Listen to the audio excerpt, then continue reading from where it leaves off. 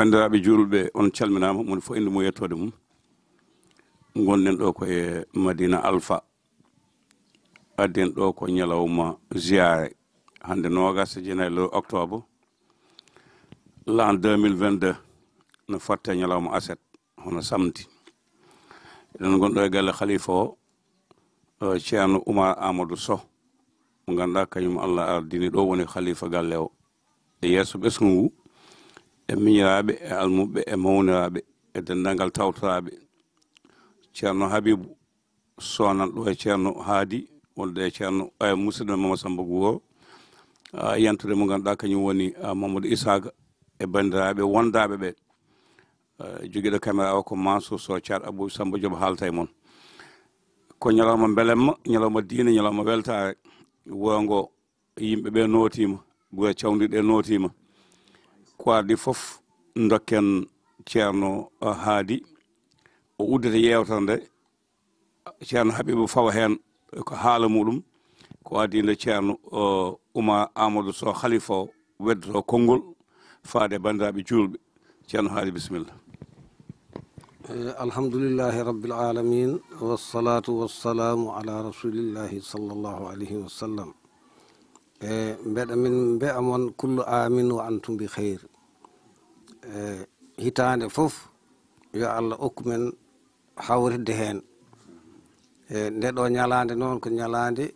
ziyara Madina Alpha heɗen juuɗi ɗo yeeso khalifa men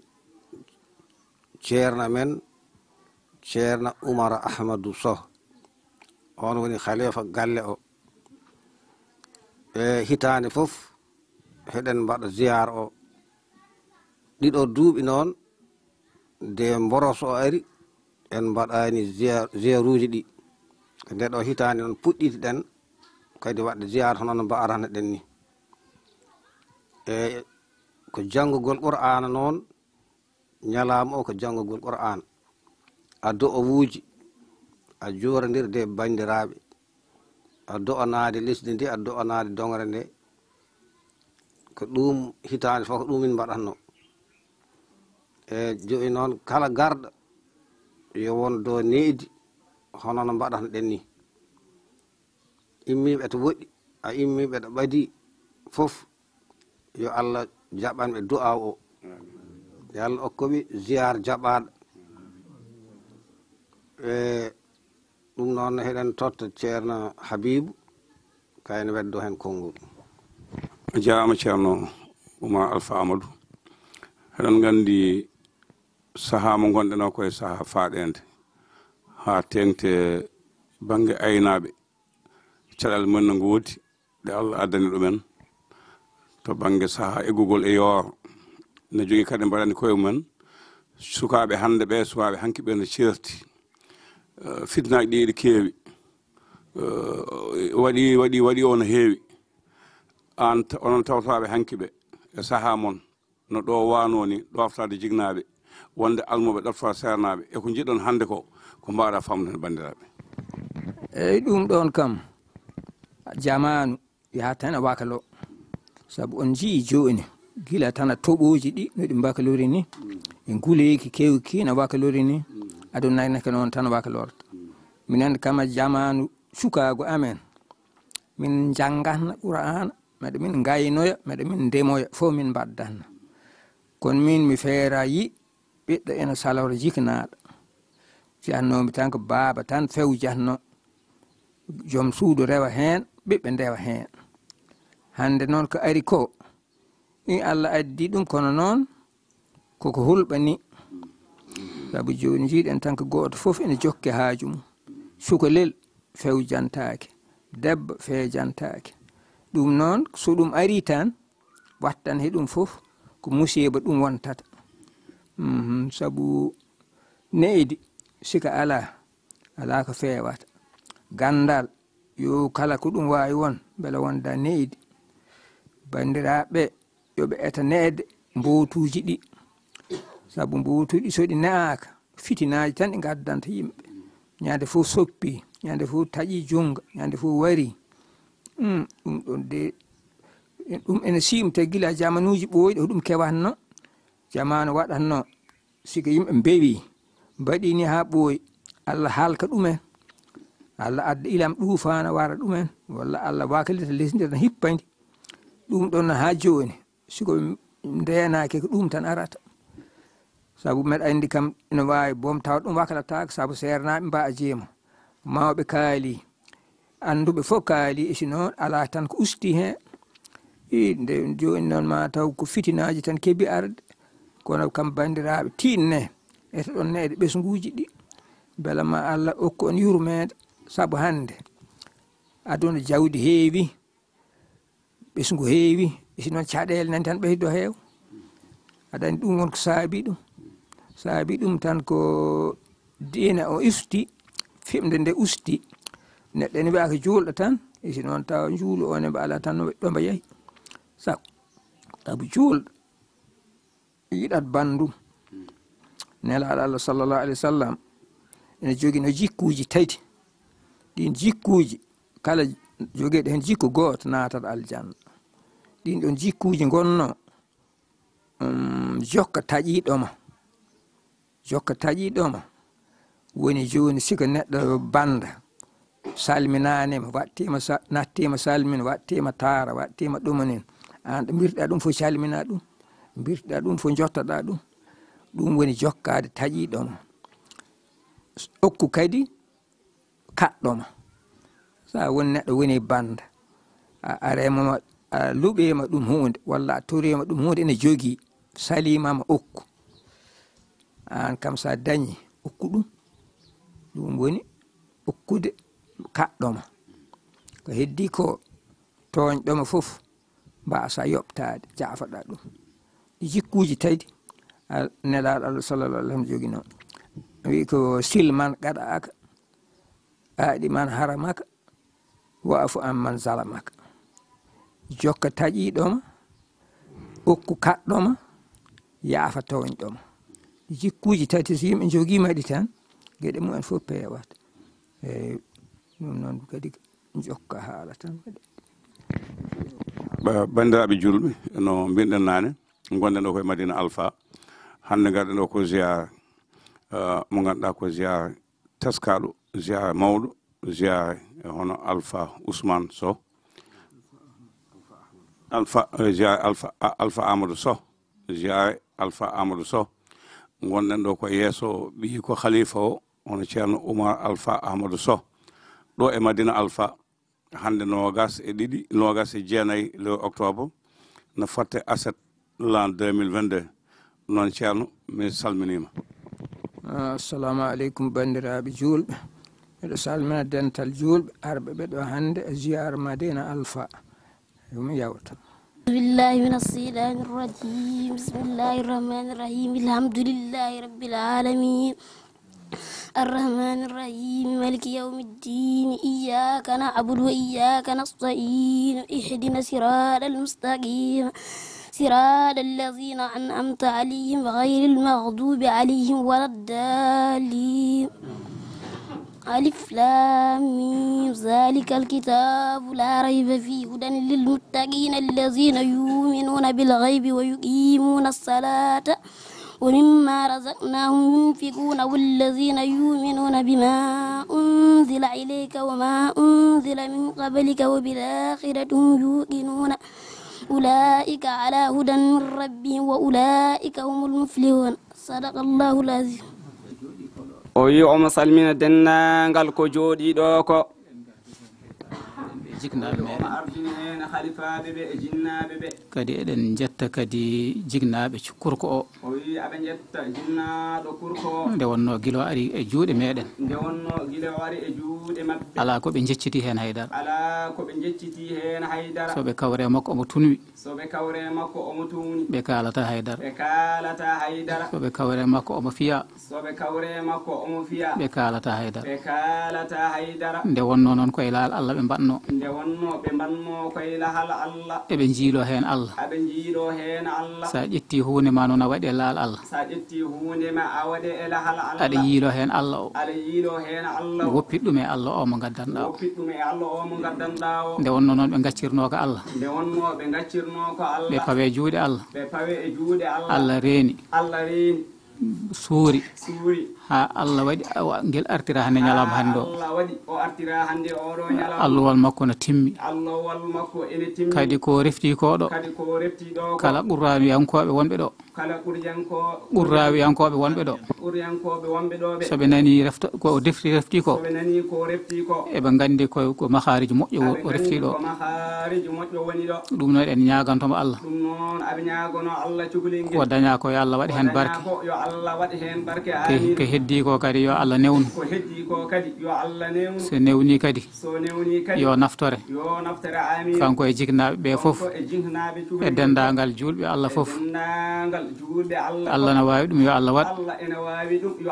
noon en jurnata jonde nde ne faaɗi kadi ene ɗeɓe wulde seeɗa kadi waktu o yoni ɗum noon en daɓɓiɗino ɗo tan allahumma salli ala sayyidina muhammadin wa sallim. billahi min shaytani rajim bismillahi rahmani rahim. nam arif oɗo korko dursteɗo alhamdulillah en jetti Allah o ko ɓi Mouhamadoul Hadi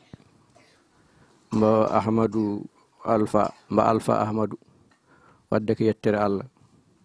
ko ɗum ɗo soyna hen kadi ko ɗum ɗo kadi daña hen kadi ko ɗum foti hen wonde en calmini wandiraɓe foof heɗen calmina dendagal helifaɓe dine arɓe ɗo ɓayde ko dewtogol alqur'ana oɗo soko ɗo janggatno ko jungo Hamdou Rabbi Ahmadou Niang toto daara ko duɗal ceerno Ahmadou Niang ngal ganduɗa ngal woni daara ngal ganduɗa ngal nokki ƴulmere ko duɗal ceerno Koyli ɗum taki Allah waɗi ɗum ni kadi wonteɗo wonno ala ɗo yahano ɗum noon wadde yo Allah barkin e ceerno Hamdou ko jangguin ɗon ko korko o janggi yo Allah waɗ hen barke ko heddi ko hono neno ceerno Koyli wiiri tan eɗen gandi alqur'ana oɗo korko de yahata haydara ala hoore he joni noon idi ko waɗa hoore he ko ɗeɗo karfeje alqur'ana ujunnaji nogas joyi harfu ko ɗum ceerno Hamdou waɗe nder hoore he ɗum masa dow ɗum masa less ɗum hijja ɗum tara ɗum jangga guila hono wiyete ɗo ɗo cimoje e ƴettiri ha ɗo ɗo ɗe kaaɗi ɗum noon yo Allah waɗa hen barke ɗum ɗo ɗum weeɓani wadde jangguinoɓe alqur'ana yo Allah yoɓɓe moƴƴere yo Allah yoɓɓe moƴƴere bi jahi nabi sallllahu alayhi wa sallam arɓe fo noon beltima tabarakallah machallah ala gonɗo ɗo han sona haɗa welti saabu hande ɗum ina wayna oɗo ziyara hono wiyete mbo moƴƴeri ngol ɗo dewtogol oɗo korko saabu ɗum ɗo ko qur'ana woni foof ko taki men ko ɗo rentu ko taki ɗe barke arɗo ko taki ko woni alqur'an wadde so tawi cukalel ɓi Mouhamadoul Hadi arti han kadi rewti o alqur'an celloɗo wadde ko weltare kadi yettude jiknaɓe a yettude Mouhamadoul Hadi a yettude soknajo mum omo ganduɗa kay wondi saabu heɗen kewi wiide kala jiiɗa korko janggi e baaba ina yeesa wiya andu yumman ina caggal wadde sa yetti baaba o tan yettu gonɗo caggal saabu heeɓe ganduɗa ɓe janggi jangde mumen hono wiyete joggi sooyi ko rewɓe ballani hen siko yumma jaggi hen tan ɗum taki enen kala ɗo mbawɗen won heɗen mbiya rewɓe ɓe yoɓe mballu kurkali ɗi jangga yoɓe mballu kurkali ɗi jangga siko korko janggoyi arti yo wallan hoore oɗo ko hande fuɗɗi naat jangde janggi qur'ana isi arti hanti yo waɗe noon e duɗal yo janggo sharia jangga kala ko foti ɗo jangga ha Allah waɗa daña ko tani mum dañño ko ɗum noon jeɗnoɗen hen haal oɗon jarlo oɗon jaafo ɗum ɗo ma taw ko radio Abou Diop ko télé Abou Diop gandaɗo piindi hono piindi TV on ganduɗa tabarakallah machallah yo Allah waɗa hen moƴƴere e anne yo Allah ɓesdanma barke en beltanima noon arɓe foof no wawi so weeso waɗi so en ƴetti konngol e hono wiyete konnguɗi halifaɓe ma en kalko ɓuuri niyaji ɗum ɗo koko jubbanɗen seeɗa tan e barke alqur'an assalamu aleykum wa rahmatullah. salatu wassalamu ala sayidina Muhammad sallallahu alaihi wa sallam. allahumma salli ala al-mahmudi muhammadin zil judi wa manba'il wujudi wa aynu sirri yanjali. bandiraɓe tedduɓe eɗen jetta Allah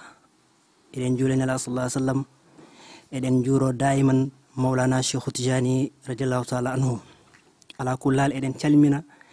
dental ngal fof goto fof inde mum e zat mum ala kulla ha rendin men ɗo ko alqur'an kadi holliri teddungal mum kadi e jonde nde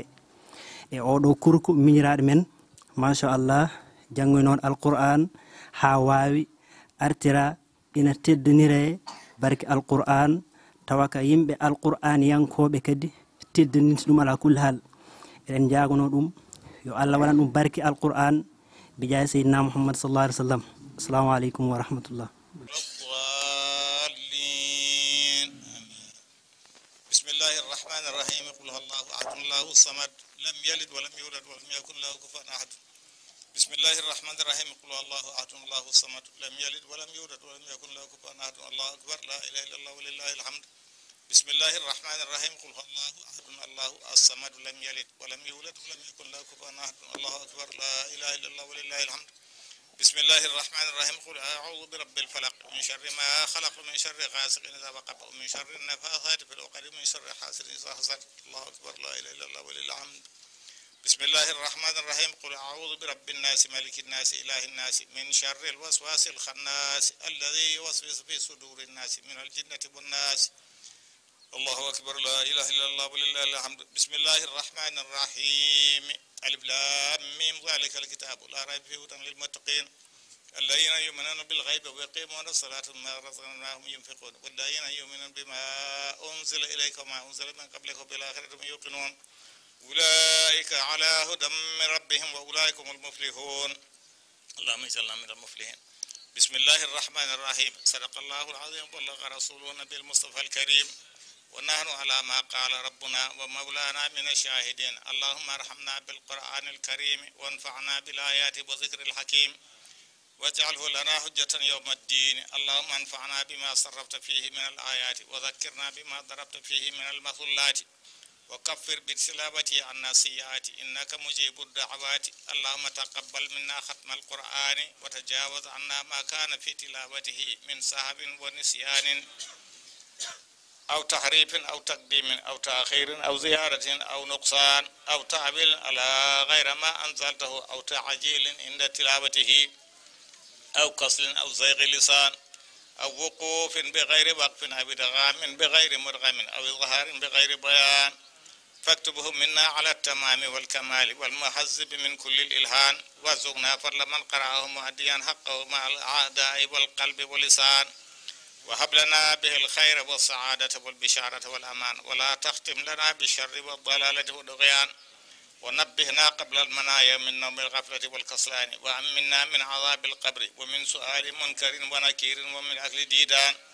وبيض وجوهنا يوم البعث واعتق رقابنا من النيران ويمن كتابنا ويسر حسابنا وثقل ميزاننا بالحسنات وثبت أقدامنا على الصراط واسكننا وسط الجنان وارزقنا جوار سيدنا محمد عليه الصلاة والسلام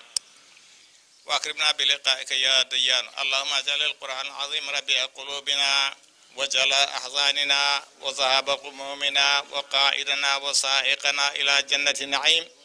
اللهم اجعله أنسنا في الوحشة ومصاحبنا في الوحدة ومصباحنا في الظلمة ودليلنا في الحيرة ومنقذنا في الفتنة وعاصم به من الزيغ والأهواء وكيد الأعداء يا رحمن يا رحيم. اللهم اختم بسعادة آجالنا وحقق بزائدة آمالنا واقرن بالعافية غدونا وآصالنا واجعل إلى رحمتك مصيرنا ومعالنا واصبب سجال عفوك على ذنوبنا ومن علينا بستر عيوبنا. اللهم اجعل تقواك زادنا وثقة بك غفرانا واعتقادنا وأمن من الجوع والخوف بلادنا وصائر بلاد المسلمين يا رب العالمين. وأمن من الجوع والخوف بلادنا وصائر بلاد المسلمين يا رب العالمين. وأمن من الجوع والخوف بلادنا وصائر بلاد المسلمين يا رب العالمين.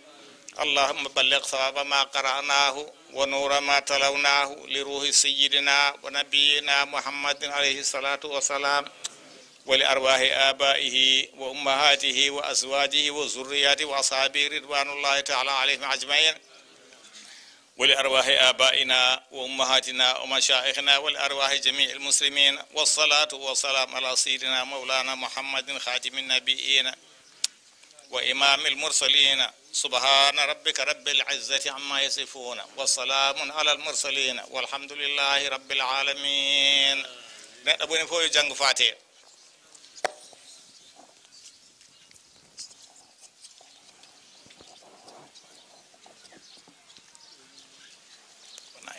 seeɗa dawra hadde hadis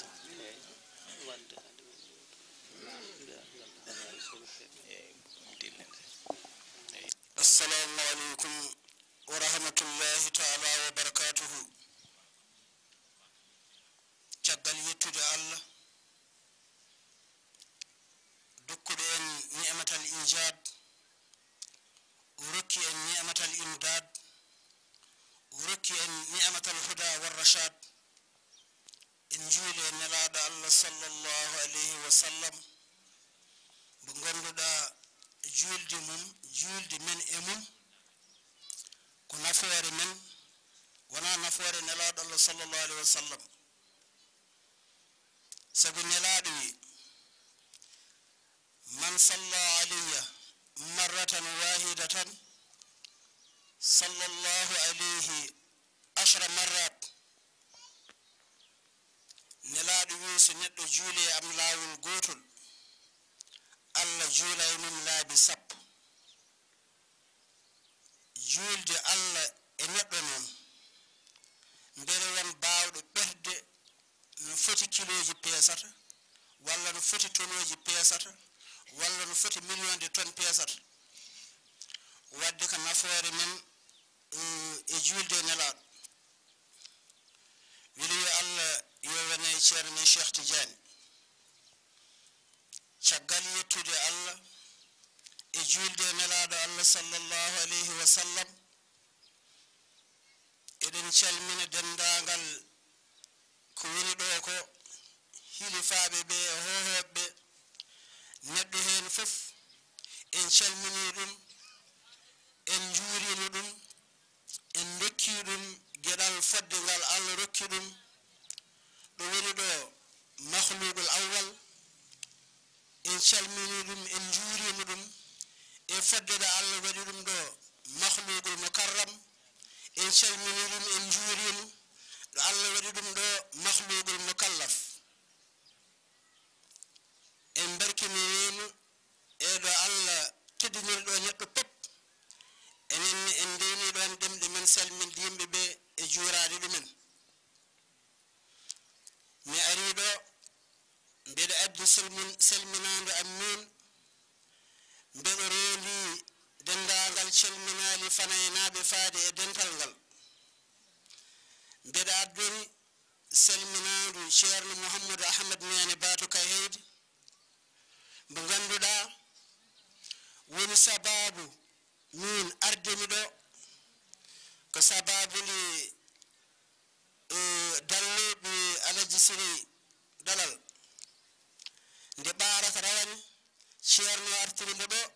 ɗum woni sababu ardemi ɗo e andude nokku o. ko nden gandumi hilifaɓe ɓeɗo pop Allah waɗi jokkodiral hakkudam e Ibrahima al Khalil. ziyaro ndi yonti o haali ɗum guila yontani ndi fandini kadi o haalini min woyi. ɗum waɗi ɗum mimito on arde yidde feccade moƴƴere wonde ɗo nde e addorde calminali fanaynaɓe e naftorade barkeji wonɓe ɗo ɓe e naftorade barkeji wurɓe ɓe e mayɓe wonɓe ɗe diwan o kala. ɗum noon Allah jarama, on jarama e min beltima e noddede ñalawmaji baaɗi ni beele ene fecco e moƴƴereji baaɗi ni. ɗum ɗon noon yo Allah yoɓan moƴƴere. اللهم صل صلاة لم تكن ولا تكن مدى الزمان على الزكي والفتن من جال قلبي قد نفى. إذن جت الله إذن جولنا صلى الله عليه وسلم وإذن جولو دائما مولانا شيخ تجاني رضي الله تعالى عنه. إذن كالا يسوكا مدينة ألفا وني دريب darde mawde gila e mawniraɗo wuro ngo woni Alaji Siré Dadal. eɗen jetta ɗum no feewi ko mawniraɗo peeƴɗo feere moƴƴere sukaɓe ndewi hen vraiment eɗen manto ɗum, eɗen jetta ɗum, eɗen parnoro ɗum kadi no feewi. so wona ɗum ko porte parole o Ibrahima Khalil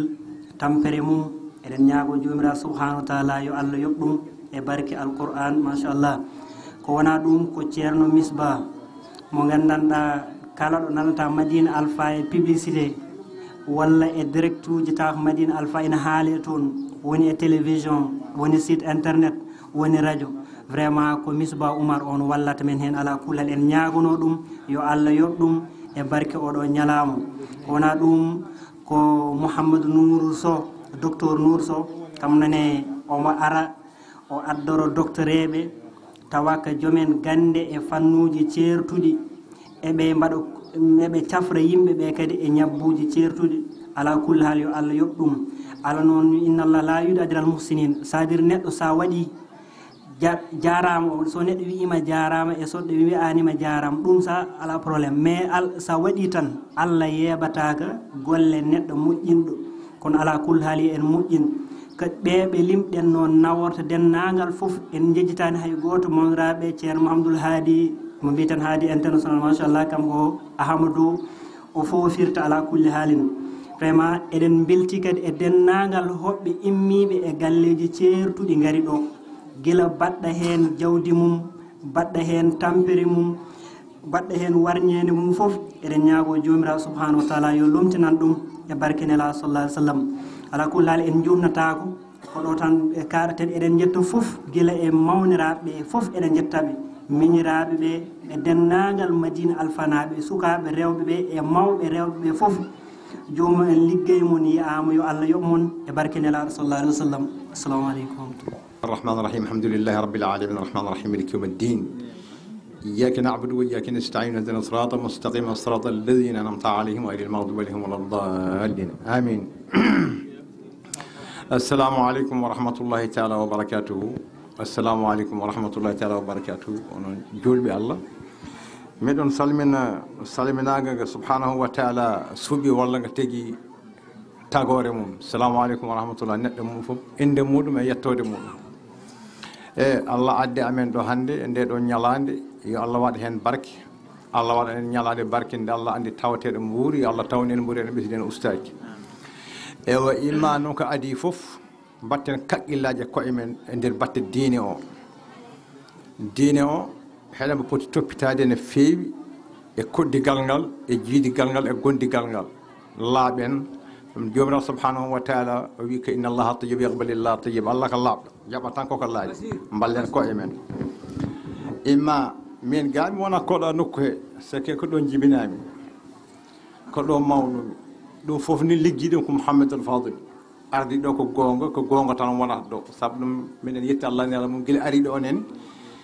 miɗen jetti subhanahu wa taala ɓe jiiɗi ɗum o yiɗi ɗumen ɗon ha joni ko malu jeeya min de mi yawani heɗen miɗon wasiyone kay dewal Allah yi en dew Allah kulen Allah ngumen Allah gonɗinen subhanahu wa taala gonɗinen Allah koolaɗen Allah mbatten kaƴƴillaji e koye men mbaɗe batte diine kala ko ɗum wawi won kala no ɗum wawi wa diine o kam jagguenmo ha feewa jagguenmo ha tiiɗo mbaɗenmo no jommo wiyema ni wat en ndew Allah ne wildiri en ni koddije reno koddije banɗum kala ko jiɗanɗa hoorema jiɗna ɗum koddije ma kala ko cohlanɗa hoorema e jaam sohlan ɗum koddije ma mo ganduɗa yamba anda ɓayde ko juulɗo ene foti dalil islam laya o noon bo juut taw assalamu aleykum wa rahmatullah assalamu aleykum wa rahmatullah bandiraɓe on calminama goto foof indi mum e yettode mum ko giɗi mbeɗa andi ɗi juutata ko yettude dendagal garɗo ɗo nooti a ziyara Madina Alpha saabu ziyare o so tawi mbo wiyama mbo weeli walla ko way noon koye nootiɓe ɓe ko heɓe ñanti ziyare o eyyi noddude nooteɗa koko weeli wadde dendagal garɗo ɗo a yettama a duwanama ko rewti ko hen ko yettude jiknaɓe ɓe gandanɗa ko heɓe ko liggey mabɓe hande woni ɗo yimɓe ina ñemtina ina darto hen wadde ala sago hande ɓe jette kadi ɓe duwane Allah ɓoynaɓe ɗo ɓoynaɓe e gueece ɓesgu he ɓe ɓooya wonde darorɗe amen saabi ɗum hande kala ko neɗɗo etiɗo ko etagol tan ko ñembude ko waɗa koɗo wadde ɗon ko erago to banggue sukaɓe ɓe jeunesse o ɓe ganda wonde so neɗɗo yiiɗi won jahgo mawɗo darateɗo walla mawɗo ñembateɗo ko e jeunesse ma liggotoɗa ɗum par ce que ko kurko janggata anda wawa jahgo e jaam jangguinde ko korko kadi liggoto daña wawa janggo e jaam wallude wadde sukaɓe ɓe hoɗon dañi chance on ɗon mbaɗe feere mbaɗon exploité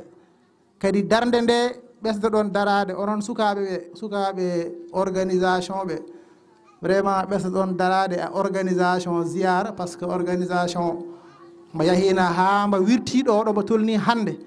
ene wawi ɗon tawa ko coronavirus rewi ɗo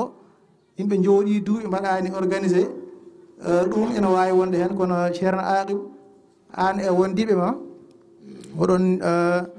ñaague vraiment de daroto ɗon ɓesde toon darde nde gandanɗa nde hoorema oɗon mbaɗatnode e ziyara he enen foof kadi dendagal doctereɓe arɓe ɗo hande ɓe immi e bangeji nder lesdi he hoɓe calmine vraiment hoɓe jette saabu de min garata ɗo onon fof oɗon gandi ɗo laabi ɗiɗi moƴƴani ko bolli lesdi musɗi goni ɗo ko rang-ranguji vraiment ɗi gandanɗa ɗi hoorema sa rewiɗi kilométre uji poɗɗi ni sa yettima so tawi ka poɗɗo safru yimɓe ana hoorema ala saga wooda leɗɗe ɗe ƴettuɗa ha mbawa dañde kattande wadde ɗum ko hoɗum ñaage wonde ina manki ɗo boli lesdi ndi waɗane rang-ranguji a godorongaji kono ɗo a nde ɗo dongre hoɗum ɗo manki eyyi ko heddi ko kadi safara aussi vraiment ina ɗo tumorankiɗini saabu on jii hande couverture médical o yimɓeɓe noɓe cohliri ɗum ni e noɓe padirta ɗum ni wadde poste de santé ne sohlaɗo en tout cas structure de santé bawɗo jaɓɓade yimɓeɓe ƴetta haajuji mumen to banggue cellal ina sohlaɗo ko ɗiɗi juutata sa ƴewtandima hande ziyara o autorité ji local ɗi fof ɓe tini ziyara o kala autorité gonɗo ɗo nder arrondissement he a tinnama ziyara o hay CLD waɗama a ziyara he kono hande hay goto e mabɓe a yiyani ariɗo dariɗo e ɗum noon haɗata ziyara o kam komo ziyara Madina Alpha saabu ɗum koko ligga ko iɗi hande so tawi ɓe darima hen darde mabɓe nde e putti darade nde ala saga ɓe ñagane ɓe duwone ɓe jette kono noon mbeɗa wawi tan absence mabɓe a oɗo ñalawma en tout cas min ko ɗum question mbaɗatmi posé wu mi anda beele hellifaɓe ɓe ɓe keeɓi hen kibaru par ce que ina antuno wat oɗo ñalawma autorité ji local ɗi garatna ɗo e hikka noon ɓe garani mi tinani kadi wonde ɓe neeli ɗum ne ala sago ɗum haale saabu dongre nde yimɓe foof ndendinde et je pense que ko waɗete ko ɗo waɗateɗo tan ko citoyen ji lesdi ndi te je pense que bandiraɓe julɓe mo kala salminama salminago leydi e salminago teddugal ɗum ko caggal ne jetten Allah julɗen e nulaɗo makko towɗo tedduɗo ɓurnaɗo winde o en calmini e oɗo ñalawma ceerno Oumar Alpha Ahmadou Sow khalifa o en jarnimamamo jettoro joguiɗo fuɗɗi molaɗo haaɗi ceerno Habibou Sow e dow inde dendagal khalifaɓe diine aɓe ɓe e tawtoɓe ɓe min nulima sinno ko nelal ngal wona nelal diine min nulatama min nulanma ko nulal diine Allah no hokkuma humpitade bindi gummoto ñamodo fay nano e jetti dendagal sernaɓe arɓe ɗo ɓe suka hen mawɗo debbo hen gorko musidɓe tedduɓe rewɓe worɓe sukaɓe mawɓe tawtaɓe oɗo ñalawma anni e jogaɗo o e duwaɗo o yo allahu lamɗo jabano en ɗum mi fuɗɗoɗo musidɓe kaali joni ɗo neɗɗo wawa ƴoƴje ha heɓa ko wona arsugo mum neɗɗo wawa ƴoƴje ha nawa ko wona feccere mum to banggue Allah ina wawi so tawi Allah humpitinoɓe mbiɗen ɗo joni ɓe joɗaniɓe laamuɓe ɓe cuɓiɗen ɓe moƴƴere wonde ɗum ɗo batte moƴƴe gonɗe ɗum ɗo soɓe nganndu suuɗi heen ko eɓe tagana ɗum hay so ɓe kaɗama arde maɓe ngar ɓe jettoɓe jooɗoɓe tawe duwa o wadde neɗɗo wawa ƴoƴande ɗum kala ko neɗɗo anniyi heen enen anniye men ko anniye moƴƴo heddo noon ko yimɓe ndendi yo peccu geɗal laamu e nder leydi e ɓiɓɓe leydi yo ɓiɓɓe leydi keɓ geɗal mumen onon wona onon kaalata ɗum ko minen kaalata ɗum komin yahooɓe komin yooɓe komin artoɓe fofen mbawa ardude kono fofen potani wasde ardude kono no mbinomi nane ni so Allah ɓertananima moƴƴere a taganaka dañde e barke a wawa ɗum ƴoƴande a wawa ɗum heɓande arɓe ɓe tawtoɓe ɓe Allah ina jogui en ñaaguima yo Allah waɗanen moƴƴere nde waɗande nagal bandiraɓe julɓe so ɗum yewti en calmini ceerno Haadi en jetti ceerno Siley en janima Massamba Gourɗo mo ganduɗa ɓeeɗo ceerani e ngolɗo laawol alay sago nga alay sago nga ceerno men ceerno Alaji Ahmad Tidiane Ba mo Madina Gounass e yiyami ceerno Cheikh Siraji Dine Ba o wi won noddaɗo won garɗo Daka tawi aani wonmo aani tawi koko ari so tawi ɓernde ari wonde anniye wonde fimde hayso koyɗe ɗe jettaki jomum yettima wadde ɓe ceerani e wiide en ye en ngar tawtere oɗo ñalawma ko hikka Allah holdiri en tawtere oɗo ñalawma yettude dennagal bandiraɓe wiide ɗumen jaggen ñalawma o ko ñalawma men wurango ko wuro men khalifa o ko khalifa men neɗɗo ko jeeyi hoto soofnu hoto bonnu ko kañum jeeyi enen ko enen jeeyi ken taweteɓe dendal ngal biyowo mbimi ko taweteɗo mo sababu mum saabi ha ɗum ɗo daña mawɗo gadiɗo yaade o awdi makko ndi juggani waɗani buula fof yalten waɗi barke yo Allah ñimno barke o tinnoɗen kadi ñande wonde moɗo heewi wiide e jewuji ɗi e ñalɗi diineji mawɗi ɗi dendal ngal ko goto men jogui hoto famɗin ɗum so ñalawma o yonti yo addu tinnoɗen bandiraɓe mi yiiɗo ko yoodi galle fof mo ganduɗa goto fof ko jogui ne waɗi ɗon gam falade hoɓɓe ɓe wawde hoɓɓe ɓe ko wadde hono noon kala nde hunde yonti goto fof yo diwal muɗum yo wat mbako mum ɗo tolni kono neɗɗo wawi yo wat tolniɗo e dammol yo wat tolniɗo e gaari yo wat tolniɗo e gawri yo wat tolniɗo e kosam yo wat sen mbaɗani ɗo ne ma en banggueji goɗɗi ɗum noon cuusen membade jiifaji men guitten ko jeyɗen ko mbaɗen ko jeyɗen ko so neɗɗo ittani hunde jiifa mum waɗe hunde ko mum yoppu jiifaji janani wallede ne weeli kono saɗa walla yata ɗo wawi en jetti Allah en mbiyani ko waɗa ko no famɗi ala jiɗɗen ko yo ɓeyde hitande fof ko ɓeydto yo mawnu yo yaaj kala ko neɗɗo jogui o tan doole mum jawdi muɗum sukaɓe ɓe noon ɓe tinno minen min gona sernaɓe kono amin gandi amin jiya amin nana waɗat saaha min jiiɗa hay hebde habaru gummiɗo ga to banggue information radio et télévision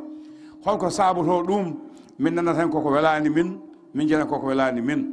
ɗum noon ko onon sukaɓeɓe kaldanmi sukaɓeɓe ko onon gontata mawɓe janggo on tawi jignaɓe moƴƴuɓe salliɓe yaware huɗotoɓe gacce jabɓe liggade ɓirta warñede mbaɗi galleji kaɓa ha goye dari tawɗon ko webti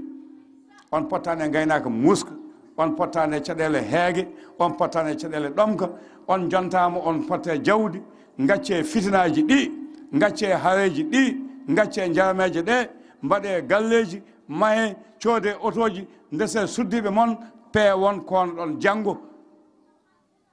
jafuɗo mi haalkano no muusi kono yo yimɓe cuusa haaldude gonga hakkude mumen kala nde goto men jogui doole haaɓe bandum pullo a hul goɗɗo saabu a yimo kaɓɗa en kuldedi tan sen kulandiri en kaɓata e koye men ñande fof ɗe jii ko kaɓɗen so a haaɓe poɗɗoɗo jingandema janggo hol jinganowoma sa haaɓe bande a ustirterɗe mum walla a bamini ɗum janggo hol ballowoma hayso naggue ma majji hol ballomo yilade garten haqqillaji e koye men ko enen jiidi Allah hokki on neema on pottani e buuɗi gawri on pottani e goƴuji on pottani e ñamanoɓe ɓuumdi on pottani ɓe juulani e waktu on pottani ɓe ñamani nguldi fo Allah hokki on ɗum liggoɗe peewe pewne nunɗe gonon janggo so doole donki doole keɓɓo salamu aleykum rahmatullah mon goto fof inde mum e yettode mum ene wiye mon ina mon doono goto fof eɗo woni ɗo ina ñaago Allah kadi gooto fof ɗo woni ɗo kadi en ɗum ñaago du'aw o wi onon bandiraɓe yo on dotto e dewal Allah yo on dotto e kulol Allah ngandon de kala ko neɗɗo wawi ɗo wadde e dow lesdi so tawi o rewani Allah o hulani Allah ko o pertoɗo ɗum noon ena mon waggina kulol Allah e dewal Allah o wi kadi ena on rokka kadi sarite naɓoron o wi ena waɗi jikkuji tati ko jikkuji nelaɗa kala mbo dañi hen jikku goto kutorɗa ko aljanna paaɗa holi ɗin jikkuji tati woni neɗɗo o tawa yimɓe ɓe calmadirta mbaɗa feere haɓe mbatta salmadir walla neɗɗo taƴama an ngara calmina ɗum jokkoɗa ɗum calɗa ɗum taƴade jikku ɗimmo o so neɗɗo ari salimomo waɗan an sa haɗa wawi waɗan ɗum so salimomo rokku an sa aɗa jogui rokku ɗum so salimomo luɓ an sa haɗa jogui luɓɗum jikku tataɓo o neɗɗo toñma tawa haɗa yanana haɗa wawi yoɓtade haɗa wawi ɗum gaccira sabu Allah o wi ina mon waggina yo on mbaɗ ɗum ɗo jooɓari mbaɗa yon ɗum sarit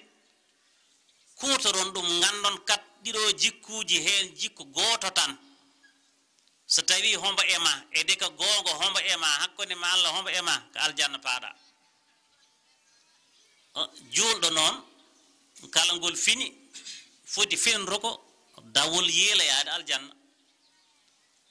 wadde so tawi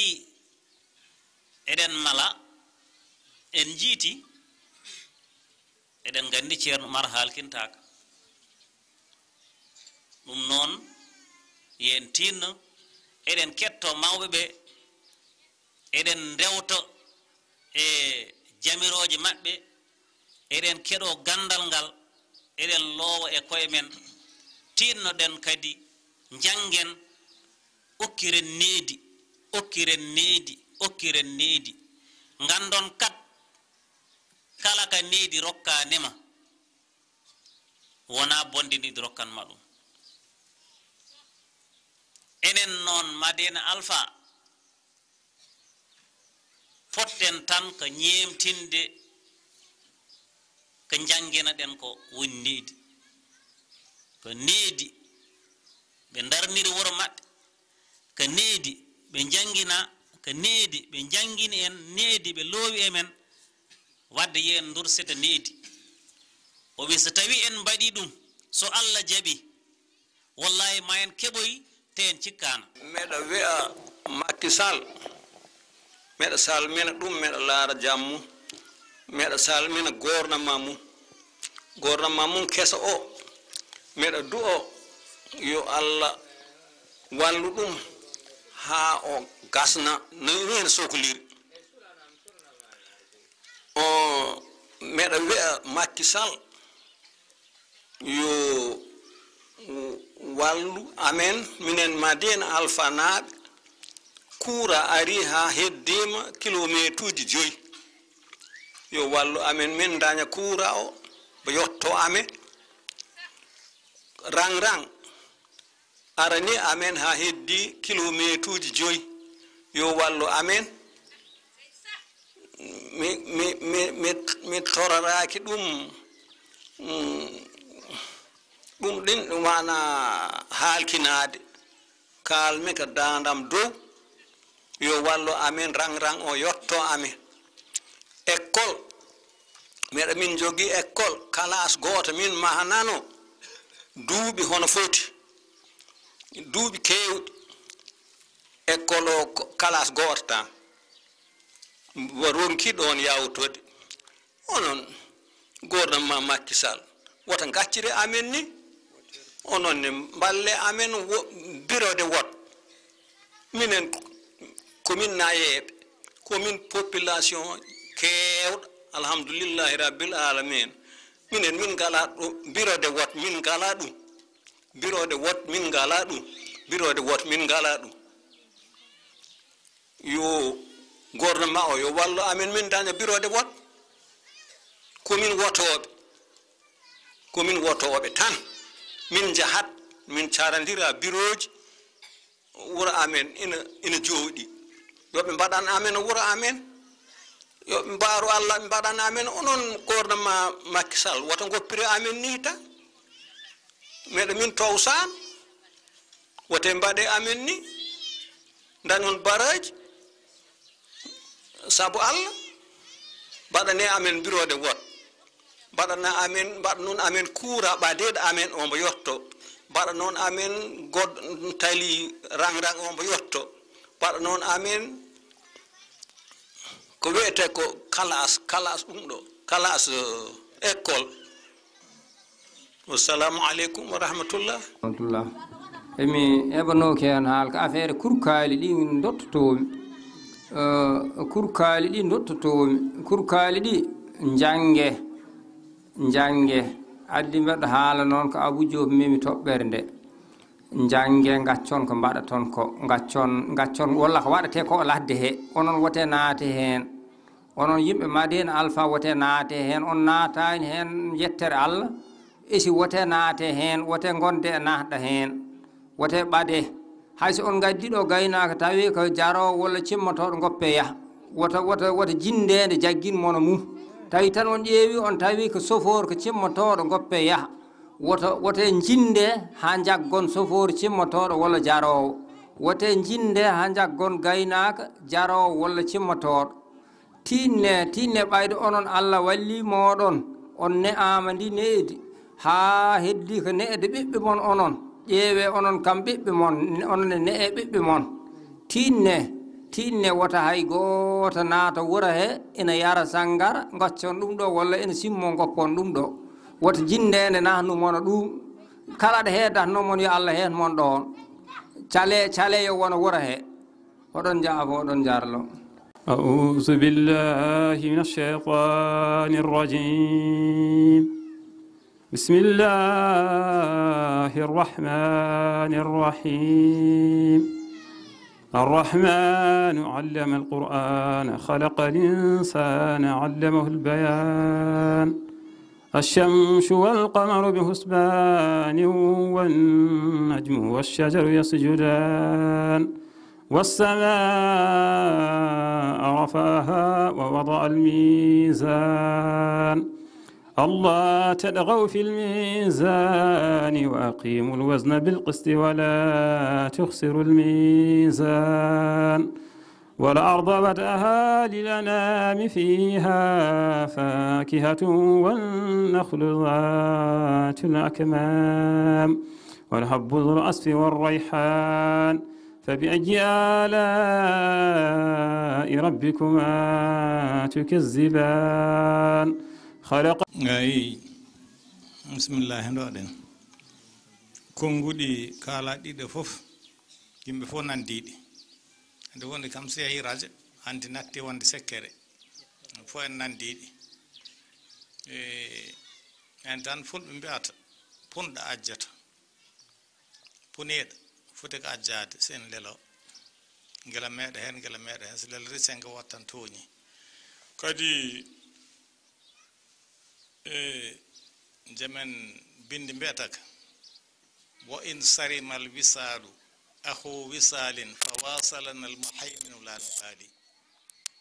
jokkinoɗoma so tawi taƴimama tawi a dañi an Allah jokkuma an ɗum safanima kadi mami wasiya toɓɓe ɗiɗi ɗoren do goto fof yo